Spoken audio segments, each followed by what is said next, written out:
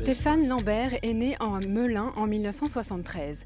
Petit, il hésite entre une carrière de juge d'instruction et de dessinateur publicitaire. Finalement, il fera des études de comptabilité pour tout plaquer à 20 ans et aller vivre au Maroc, où il restera jusqu'en 2013. Aujourd'hui, Stéphane est directeur adjoint d'un magasin de prêt-à-porter masculin. Ce travail lui apporte la stabilité dont il a besoin. La première fois que Stéphane rencontre Madonna, elle apparaît sur son petit écran en robe de mariée, au bras d'un homme nommé Sean Penn. Il ne comprend pas vraiment l'attroupement autour de cette personne. Puis un peu plus tard, quelques notes le font succomber.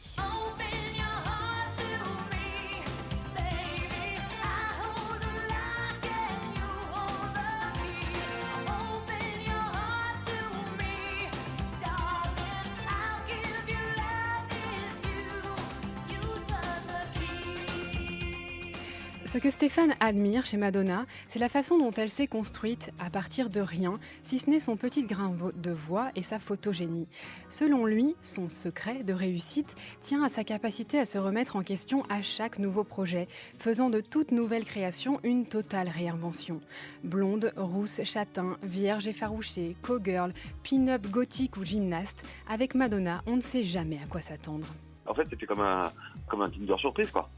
Madonna, c'est aussi un sens de l'esthétisme très affûté, une qualité que Stéphane retrouve aussi dans Seven, son film préféré. Je crois pas que je pourrais continuer à vivre dans une société qui engendre et qui cultive l'apathie comme si c'était une vertu. Madonna est un modèle de vie pour Stéphane, incarnation du phénix qui renaît de tout ce qui lui arrive, bon ou mauvais. What would Madonna do? Telle est l'expression consacrée.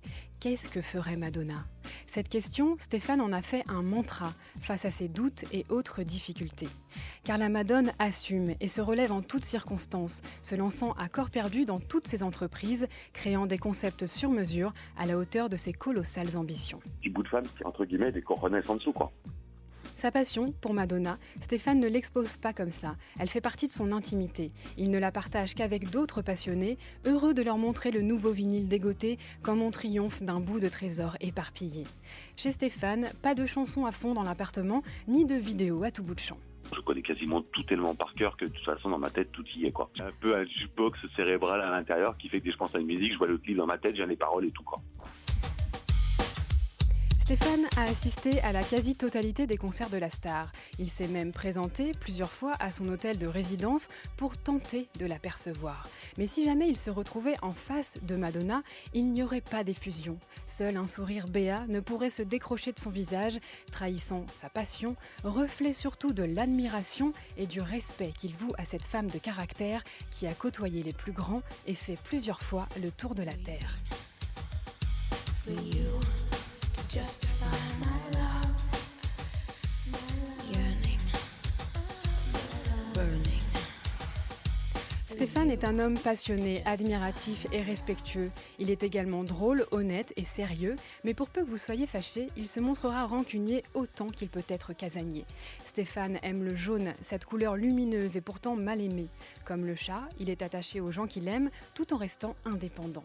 Romantique, son vœu le plus cher est de rester le plus longtemps possible près de la personne qu'il aime en écoutant inlassablement ce message personnel.